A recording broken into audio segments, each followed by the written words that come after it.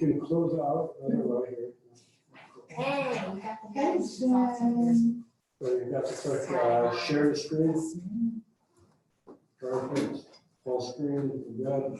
It says share. All right, so good, there we go. And so I'll do a quick introduction. Hey, everybody, we're at JS Meetup, December 2019. Thank you for coming out. I know it's hard for some of you to get here. I know that the weather's getting better, but it's also been worse. So we live in Syracuse, regular. We have people in Syracuse here tonight. A lot of regulars, and in fact, the one who's a regular would be Caleb, our first time showing up and first time speaking. This is Caleb's first time doing the talk, so let's all recommend and afterwards give feedback on what we liked and make sure that he knows that we're all listening. So his talk is on functional programming in JavaScript or functional programming. Looks like I misspelled that.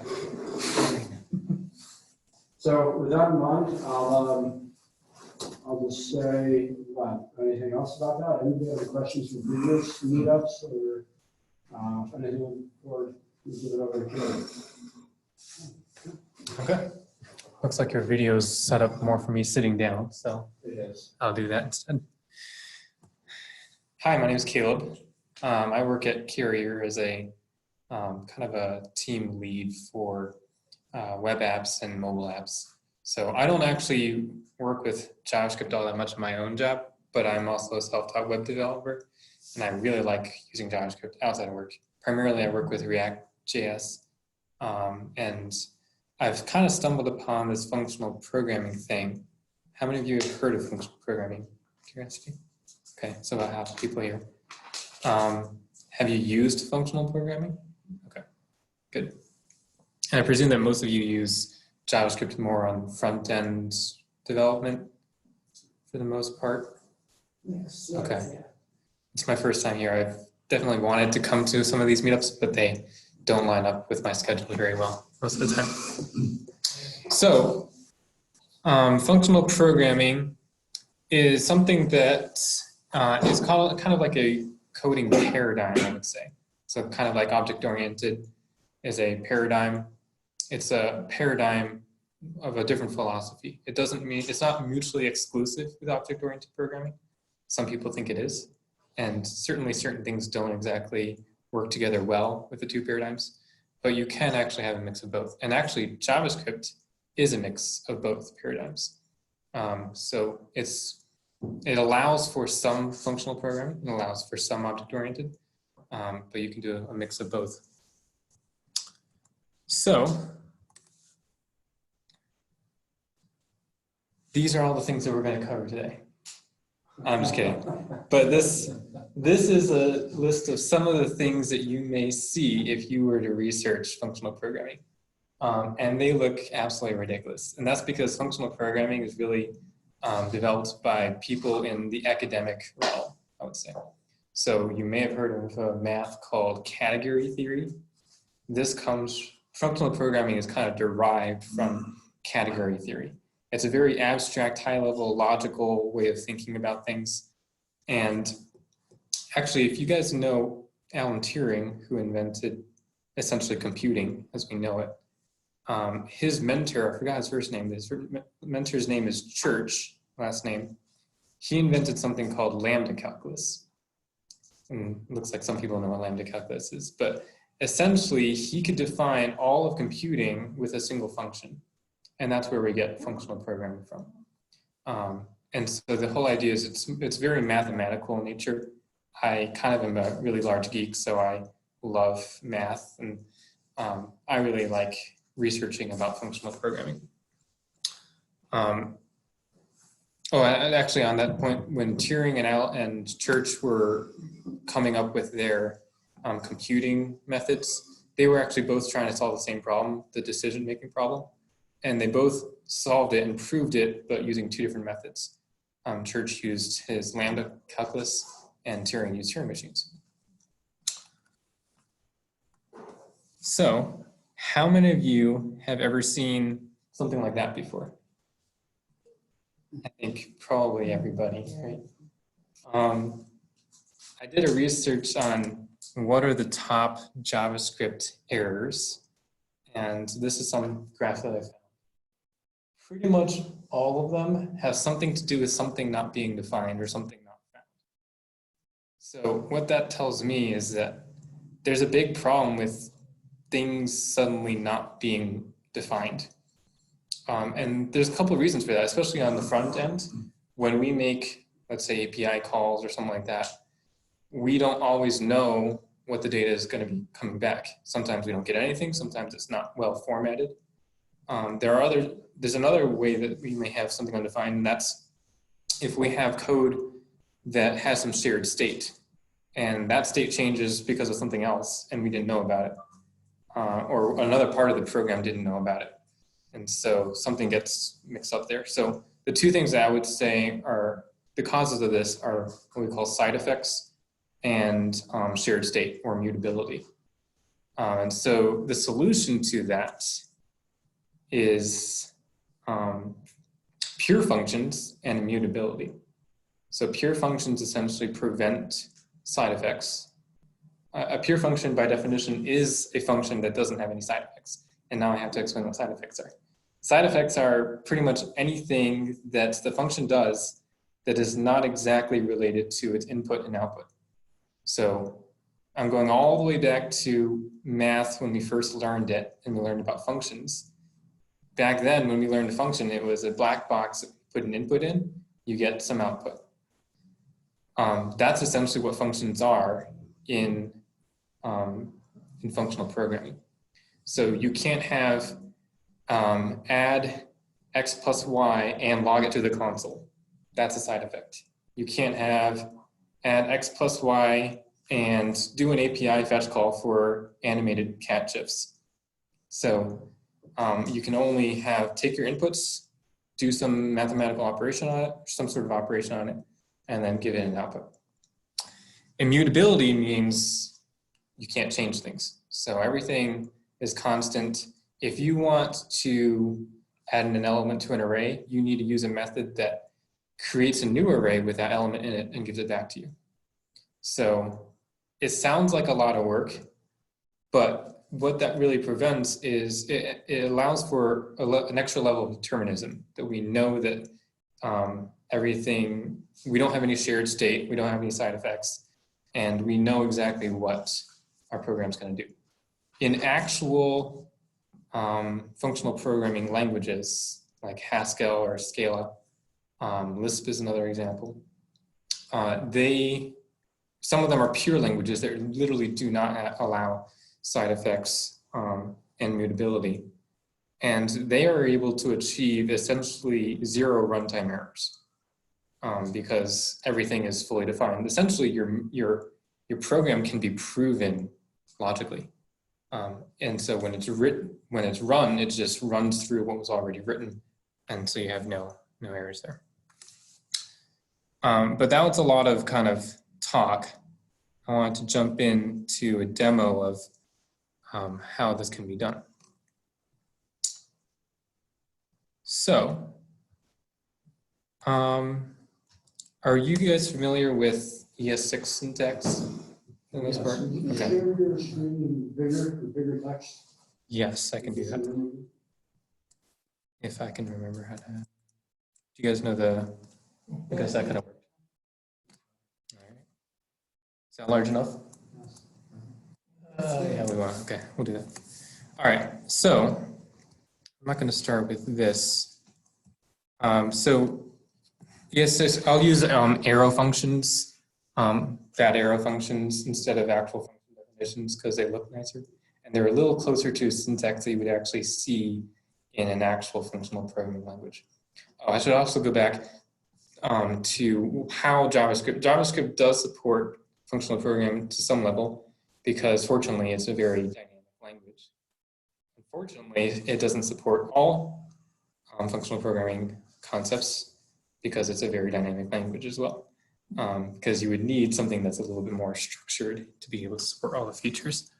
But one of the key things that is needed to support functional programming is what's called first-class functions, which just means that a function can be passed as a value into, or an argument into another function.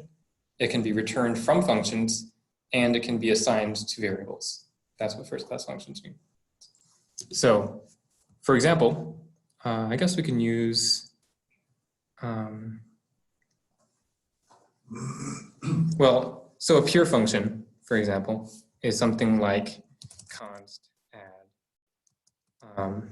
you know, x and y, and then you just return x plus y. So there's nothing fancy about that. And then if I do a console log of add 1 and 2, then we expect to get 3. So there we go. So that's easy enough. So that's a pure function. Now you know everything you need to know, right? Essentially, functional programming gets a lot more complicated, but really the main point is that there are no side effects and there is no mutability. It's all immutable. There are ways that in the real world we actually need to have side effects. We need to make API calls. Maybe we do need to log to a console log. And so that's where things get a little bit more complicated and you get all those fancy terminology. Essentially, the way you wrap side effects around without having side effects is something called a monad, which if you ever ask anyone to define what a monad is, they can't. It's just one of those things that's super hard to explain. And I'm actually pretty new to it as well. I've been researching this myself, so I'm not going to get into all the really deep stuff, but I'm going to get into some of the useful things that you can use in your everyday programming that are some of the basics. So we have an add function. Now, what if I wanted to create a function that automatically adds 5 to the number that I give it? So this is where I would use something called a higher order function. And that's a function that returns a function. So I'm going to create make adder. And it's going to take the number that I want to use to add stuff to. And then it's going to return another function, and say y, and it's going to add its argument to the number that I use as the add. Does that make sense what I'm doing there? Okay. So if I then create adder saying add 5, and make adder 5, this doesn't do anything besides create a new function that's assigned to add 5, and now I need to call add 5. So if I do console log of add, and I add, let's say 4 to it, I'd expect 9 to be printed out. And instead I get not a number. On line 20, you missed the 5 under add function, which is only.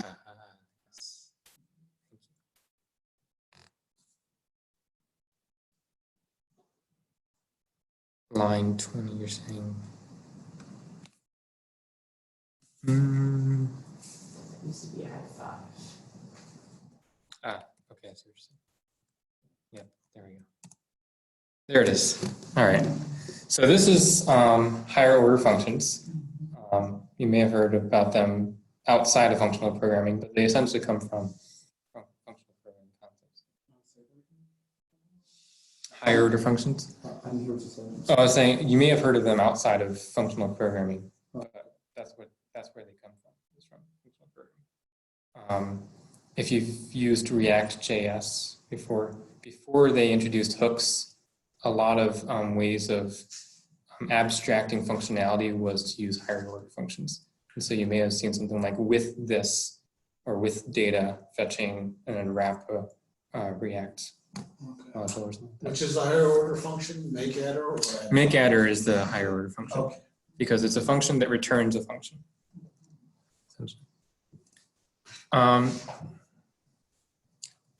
I will get to something called currying later. It looks very similar to this, and it's really, really super useful. But instead, I'm going to jump to some things that you've probably seen, and that's map, filter, and reduce. Have you guys used map, filter, and reduce? Okay. Those are actually functional programming things. They're actually the terminology that come from functional programming.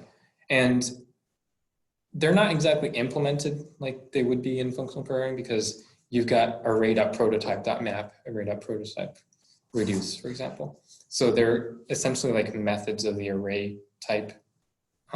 In reality, you would have a type that is mappable, and then you would have a map function that you could then pass an array to, and it would map over that array. Instead, we have to do array.map. And that means if there was another, in JavaScript, we really only have one mappable thing anyway, but if there was another thing that was mappable, you wouldn't be able to then say map that thing. And this actually does come into play. It's a peculiarity, but it's useful when we get to currying. So we'll get to that later. So this is a array of myself, my wife here, and a couple my siblings as well. And we have just first name, last name, age in there. So you probably used map before, but one thing that we're doing here is we're actually creating a function, a factorial function. I'm just taking first name, and then I take that parameter, or that object, I look for the first name property of that object, and then that's what I return. And so if I'm mapping over this array, I do family.map, I just have to pass it that function, and it returns the first name. And so what you end up with is something that looks, I think, looks really clean. Sorry, I've got the second one in there too. So that just prints out the list of first names.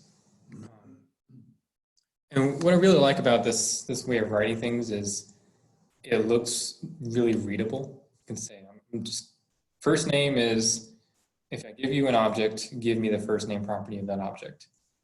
And then I can say, I want a list of first names, and I just say, take my array and map over it and give me the first name. So a lot of this is just making your code look nicer. I think that if your code looks nice, then you also maybe have to reduce some of your documentation because it's basically in your code in that way. So next one is filter. So similar thing, I have a function saying can drink, and your age, the property of your object age needs to be greater than or equal to 21. So that's essentially just a function that returns a Boolean. And then I can apply that to the filter and say array family.filter can drink. And if they can, then they're alcohol eligible. And you get a list back of all the people who have an age greater than 21, greater than or equal to 21. So let me save that. Run that again. And so you get myself, my wife, and then my brother Jacob. And just so you can see, it didn't include Jason and Joanna there because their ages are lower than 21. Again, I just like how readable that is. But the last one is, so I didn't pre-write this one. We will just write it together. I'm going to say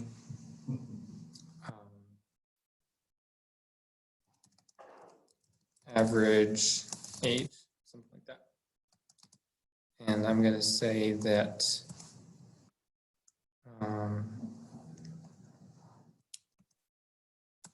this one's a little bit more complicated. So hopefully we can get this correct.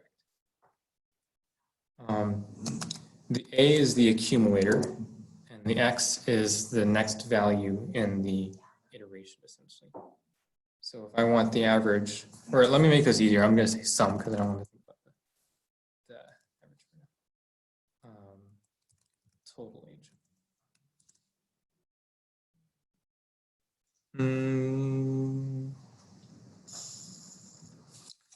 All right, I'm kind of getting a loss for that. Instead, let me just write the actual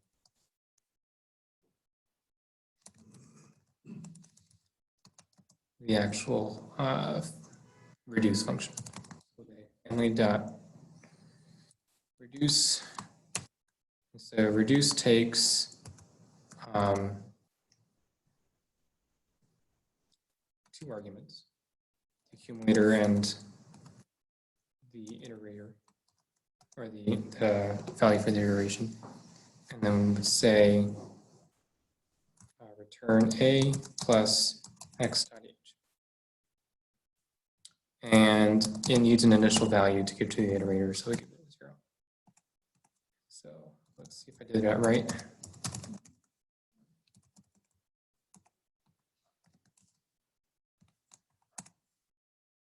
$106, which if you want to check, that looks about right. All close to 20, so 106. So what's going on there, if you haven't used a reduce before, a reduce takes your mappable object and then crunches it down into a single object and returns that single object. And it does that by giving you an accumulator, which you can initialize with some value. I'm initializing it to 0. And then it passes the accumulator and the next value, and then you can add them together. Or you don't have to add, you could do anything you want. So if I went in here and then, and then actually also you can pass in the index of the iteration as well. So if I wanted to go in here and make this total average age, I could divide by the iterator. I'm going to leave that total age so I don't have to change that. And iterator, I think, is 0 indexed, so I'm going to add 1. Let's see if that's right. That's right. Nope. That doesn't look right. I don't think our average age is 4. Infinity. Yeah, that's what I thought. So it is. All right. So I think, I don't remember if you can actually average as you go, or do you have to take the whole sum and then divide by the. There may be some math thing there. As much as I know math, sometimes I don't know the simple things in math. But these are 3 functions that you can use to kind of, instead of if you're using a for loop to loop through everything, everything in an array and then doing something on it. Map is a lot cleaner way of doing it, and it does it in a way that isn't mutating the data, because it's giving you a brand new variable or brand new value that you can then use and pass it on to the next bit of code. And then let's get back to the previous one here. And I'm going to introduce something called currying. So instead of this make adder here, I'm going to create a different function. Instead of writing it like this, I'm going to write add is x, and then I pass it to another function, which is y, and then I pass it to x plus y, or I return x plus y. Now I can do, I'm going to use this const add 5, and instead of doing make adder, I just do add 5. So this is actually, this is literally the same way of writing make adder. I just, instead of opening up the function and returning, I did an implicit return with the fat arrow function. So that's all I did. But what that means is if I do add 5 like that, this should still work. And we still get 9 as before. But instead of doing add 5, what if I did just add, which is my original function? So you can see that that returns a function. And so another way I could then build that is say, put 5 in parentheses there, and that's 9. So currying essentially is if you have an argument that takes multiple arguments, it turns it into a function that always accepts one argument. And so what that means is that you can then delay inserting the final bit of information. So for like the adder is a good example. If I wanted to create add 5 and I wanted to give you the second argument later, 5 plus what, that's what you would use currying for. And so this is really helpful for abstracting code as well, because you may have a lot of functions that do very similar things, but instead of rewriting it, you could use currying to create a function generator, essentially, a function that generates new functions that you can use later. Maybe we can look at another more complicated example, because this is the one concept that I think is super helpful. Let's do a function that that can wrap text in something. So whether wrapping it quotes or wrapping it in parentheses or something like that. So we can say text wrapper. I'm really bad at naming things, which is actually why I like functional programming too, because there are less things that you have to name, especially if you use something called 0-point notation. 3-point notation, that's what it is. 3-point notation is another one of those functional programming jargon things. It basically means that instead of naming your arguments and you return things, you just give it kind of a placeholder, and it just knows that it's the same type, and so just sit back. So you don't have to worry about naming your things correctly. And so I'm going to say that that takes some wrapping string. Let's say equals wrapper, and then it takes the text. And then what it does is it gives you back wrapper. Parentheses is not a good example of this, but I'll use single and double quotes because that will be. Or I'll use some other things. We'll say wrapper plus text plus wrapper. Okay. So let's say I want to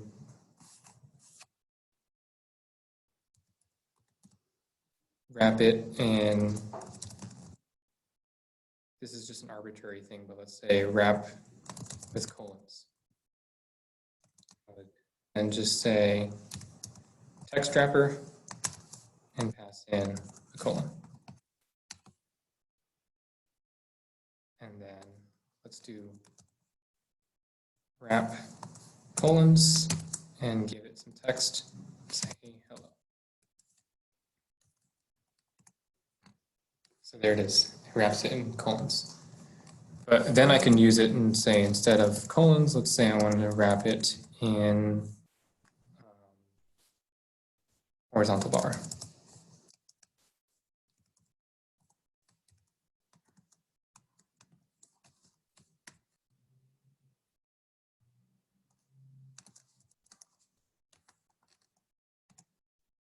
There we go.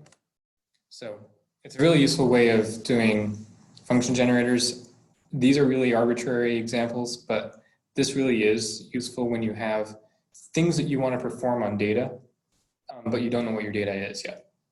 Or you want to, the terminology that's used is lazy evaluation. You want to wait to the very last minute to actually evaluate it. So you set up all your computations ahead of time, and then once you have the data that you need, you insert that as the last argument, and then you can evaluate the final output. So with that being said, you had a question? Yeah. Sure. So in this case, order does matter because sometimes kind of understanding like wrapper, like it's taking the colon as a wrapper, the text as what they're calling it. Right. So so order does matter. It does There's no matter. way to manipulate that, like within what you're calling it. I am not entirely sure. I know that there's a concept called partial application of functions. And there's actually ways of doing that in JavaScript without using currying. You kind of hijack the function prototype, and you can say only apply it to this argument, and then take the other argument. And in that sense, if you use that method, the order doesn't matter. But in currying, it does matter. You always want your the data that you want to evaluate, you want that to be last. So that's why I put text here as the last one. And this is why, coming full circle, this is why map is not great or map, reduce, and filter are not great in JavaScript, because they require you to put the data first. You have to do array.map, and then you do your function. So you can't just do function map and then wait until the data comes in, put that into your function, and then it just maps over it and performs your operation on it. So actual functional programming languages will always have the data put last. Those are the main concepts that I wanted to cover. Does anyone have questions on these, or? Could you give the definition of currying again? Sure. Currying comes from, it's named from Haskell curry. That's where it comes from. And currying essentially means that instead of, if you have a function that has multiple arguments, turn it into a function that will return functions such that each function only accepts one argument. Got it. And so that's essentially what I'm doing here with these two fat arrows. I could, instead of doing that, this would be the equivalent, but not curried. Because it's a function that takes two arguments and then returns something. But instead, I'm making it into a function that takes one argument, that returns a function that takes one argument, that then returns the operation. And this doesn't have to just be two arguments. You can make this as many arguments as you want to. But as you can also see, if I wanted to do, let's say I do text wrapper, wrap, if you aren't creating these intermediate functions like wrap colons and wrap bar, it kind of looks weird. You end up with like a Lispy looking program with parentheses all over the place. So it will still work, but this is really helpful when you do have these intermediate things where you say, I want to create a function that's generated from a function. Yeah. Where does immutability come into play? So immutability, currying is not a good example of that, but the map, filter, and reduce are examples where instead of going over an array and maybe modifying the elements of the array, it returns a new array with the changes that you requested. So they also, in actual functional programming, they don't have for loops or while loops either. It's all done using recursion. So it gets pretty crazy. But with that, you're essentially, you know that the value that you assign is always going to be that value. ES6 gave us const, which we can use to make things semi-immutable. It's not actually immutable. If I try and change the value of a const that's just an integer, for example, and just say const 4, usually JavaScript will yell at you. Yeah, so this is saying assignment to a constant variable you can't do. So it is kind of built in for just the top level values. So if you have an object now, you wouldn't be able to change the entire object, but you could then change properties of the object. Unless you did object.freeze, which is, again, kind of hijacking the object prototype. But you can freeze the object, and then I think you actually have to, even freezing it only freezes the top level, because you can embed objects in objects, right? So if you embed an object in an object and you do object freeze, it only freezes the top level. You then have to recursively freeze the entire structure. So immutability in JavaScript is not very well supported, which actually kind of leads into the next thing. Two libraries that you can use if you want to play around more with functional programming in JavaScript is immutable JS, which provides immutable data structures that you can use. I have not used it, and I don't know if I would personally ever use it, because what I don't like about it is that there's a concept called polymorphism. You've heard of that concept. Essentially means that you can use the same function on multiple different types, which you should be able to do. If you have a mappable object, you should be able to use a map function on any mappable object. Immutable JS, though, kind of takes the route that JavaScript does, and it provides these types that come with their own methods, essentially. I'm using object-oriented terminology, but if you have an array map and then you have an object map, for example, you can't just say map my array or map my object. So that's the downside of immutable JS. The other one is called Ramda.js. I should have had the name in here instead of just the logo. It's called Ramda. Ramda. It's lambda with an R, essentially, because it comes from lambda functions. That's what the lambda is right there. And so this comes with a lot of really helpful functions that are really suited for functional programming in JavaScript. I think, if I'm not mistaken, it even has like a map function that allows you to put your data last. So you do an r.map, you give it your function, then you give it your data, and all functions are automatically curried as well. So you could say r.map and assign it to another thing, and then give it your data later, and then it would map over it and pull out the property. So I don't have a good demo of that, but definitely look into Ramda. I have not used it either, but I'm definitely looking forward to trying that out in some of my projects. Most of this has just been from a lot of research that I've been looking into the last couple of months. Yes. Could you provide a high-level example of where currying would be beneficial, more beneficial than mapping, running map reducing filter? It's not exactly, you would use them together. You wouldn't use it instead of. So let me see if yes, so the problem with the normal JavaScript syntax is I can't really do that, but what I'd like to be able to do, let's say I have, I want to be able to do const get first names. I would like to be able to say map, and then let's say I have get first name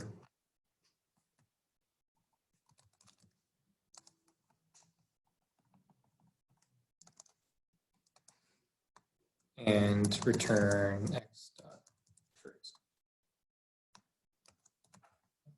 So I have a function that takes the object and returns a first name property.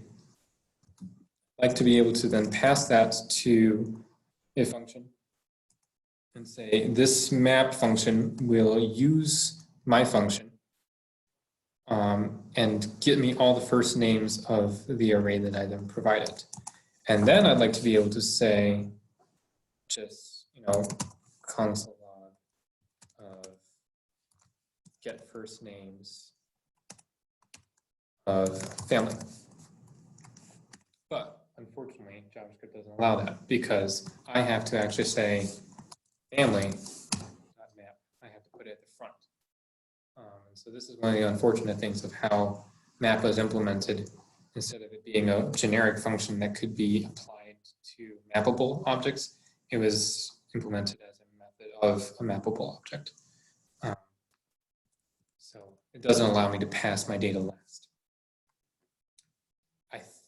Don't quote me on this, but I think Ramda has a function that would allow you to actually do that. So that would be beneficial. Other things, you may have heard of underscore.js and Lodash. Those two kind of do functional programming things, but both of those, they also do currying, I think. But the order in which they accept the arguments is reversed. They always do the data first, which is the totally wrong way of doing things. So that's why I would recommend looking at rom.js over Lodash or underscore. And if you guys are using JavaScript for front-end development, and you're really, really interested in doing functional programming, but you want a language and an architecture that supports that paradigm better, I've also been looking into something called Elm, which is a pure functional programming language that compiles to JavaScript and is built specifically for front-end web development. So it's a pretty small community. It's developed by one guy, but he literally is paid to just work on this. So he puts a lot of thought and effort into the project. If you use React, you may have heard of Reason React, Reason ML, which is also, it's essentially just, it's actually OCaml, just with different syntax. OCaml is another one of those ML, functional programming languages. Reason ML is backed by Facebook, so they have definitely better large corporation support, I suppose. Syntax is a little bit, it would probably be more familiar. It's meant to be JavaScript-like syntax in OCaml that then also compiles to JavaScript. Advantage of that, it also can be used on the back end. Elm cannot. It also compiles not just to JavaScript, but to native binaries as well. So you can create native apps on Android, iOS, and Windows as well. So that's kind of neat about Reason ML. It's pretty new as well. It's picking up a little bit, but I've found that it doesn't, in order to get around the things that you have to do like to perform side effects to API calls and things like that, it kind of has an easy escape for you, which if you have an easy escape, you might always take the easy escape. With any of these practices or paradigms, if you don't have something telling you that you need to do it that way, you may not always do it that way. But it's definitely a good thing to practice, I would say. Any other questions? Thank you. Thanks.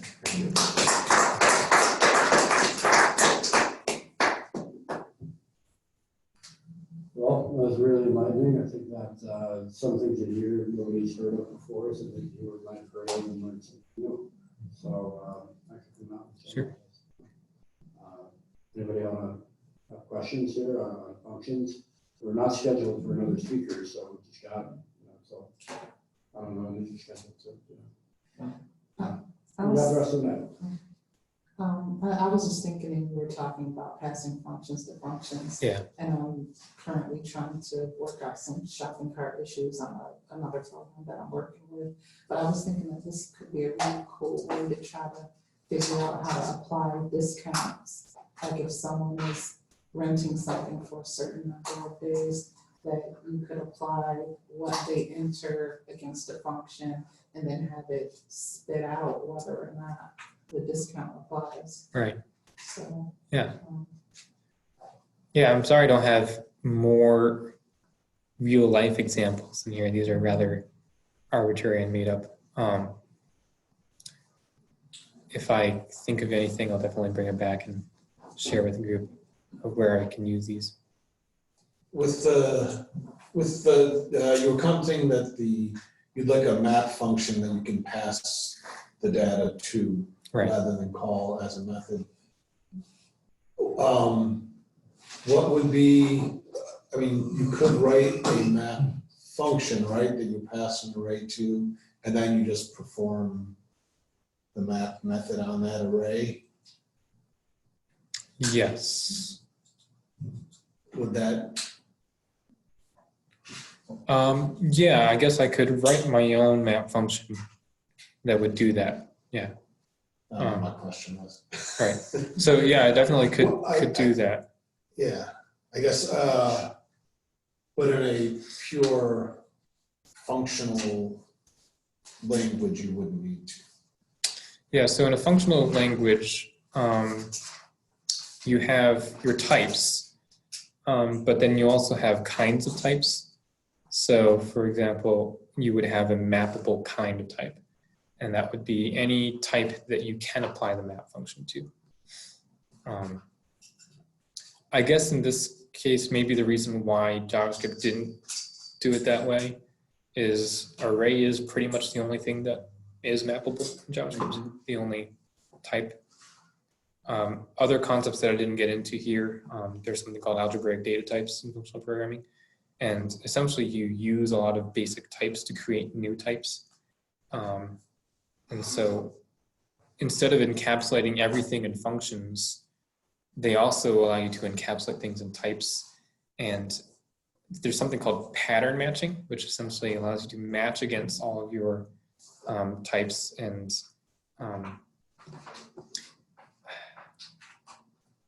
I don't have a really good example of that here, but Is that to determine just pattern matching? Is that so you can say, yes, this is this type? Is it like? Correct. Yeah, or this, yeah, correct. Yeah, it's to match on the type essentially. And if it matches on the type, then you can do different things. So a good example of that would be if you had a type that returned the loading, if you're trying to load some information from an API. And so you may be in a couple different states. You may be in the loading state or waiting for the data to come in.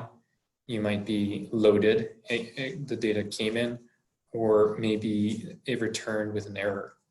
And maybe that error also could be a timeout. So you could wrap that into the same type, or you could make a new one for timeout. But then you could match on those types and then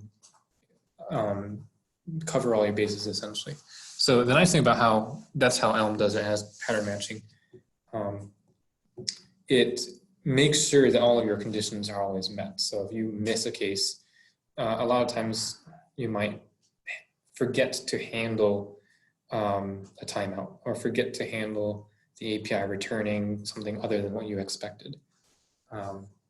Then functional programming, because it has these constructs in place, catch those things often at the compile time too. It catches that as you compile. Elm has this paradigm that basically if it compiles, it will run without issues. And there are companies that use this in production, and they have had 0 runtime errors for years, essentially. So JavaScript, we have runtime errors like all the time. I work on, outside of Carrier, I work on a project with a friend of mine, works at Metis actually. I know a couple of you here work at Metis. Alex. Alex, yeah, he told me about you. So Alex and I work on a project does management of some of the busy work for college campus ministries, Christian ministries. And we are both not developers by education. So we really learned as we went. And so our application right now has so many errors in it. So we're looking forward to rewriting our application in something like Elm.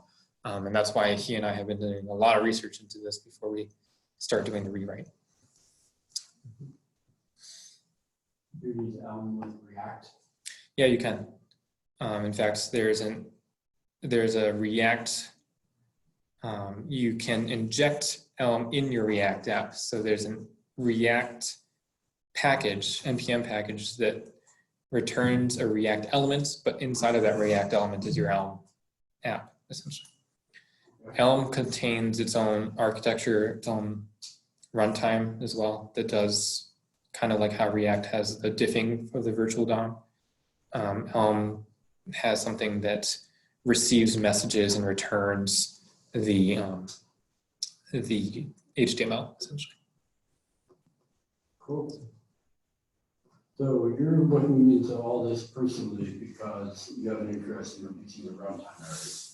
And Elm is only one person doing this. So there's some overhead involved in doing this versus doing anything else. And do you believe that that overhead is justified for commercial production products? Is this so much better that people ought to use this? I don't want to make any judgment calls until I actually use it. I know that there are large companies that have had a large amount of success with things like Elm. Elm is also designed because you have that React element. It's designed very well to be able to integrate into existing projects. So if you want to just test it out on a smaller feature, you can easily do that.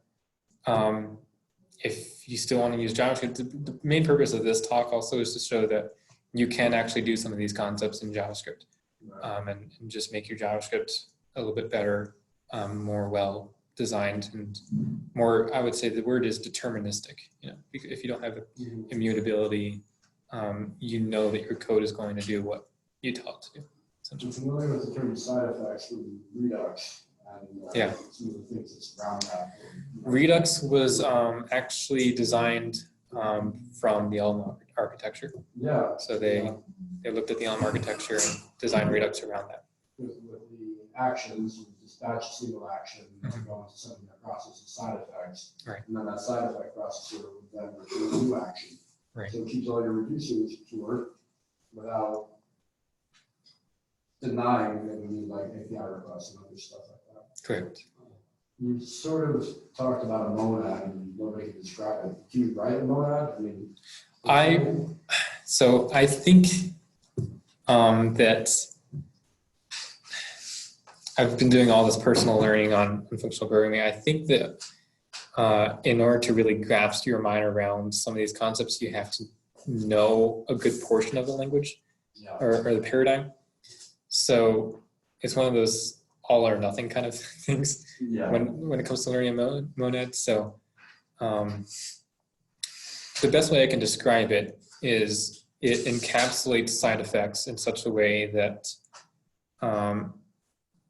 that you are able to perform side effects, but still maintain immutability and somehow still maintain no side effects. So I don't know how it happens. I still have literally almost every day I'm looking up like, how does a monad work? Still can't figure it out.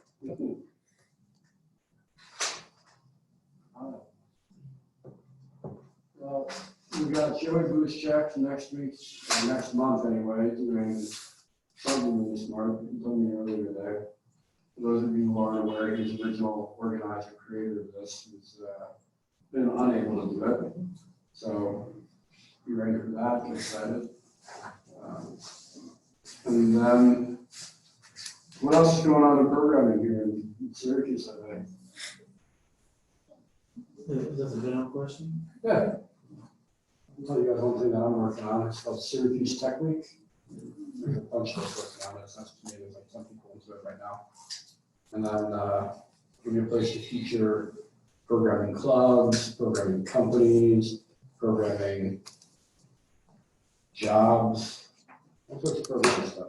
Not just programming, drones, IoT. Pretty much pick a buzzword. We'll try to feature it over the course of the 6 or 7 days.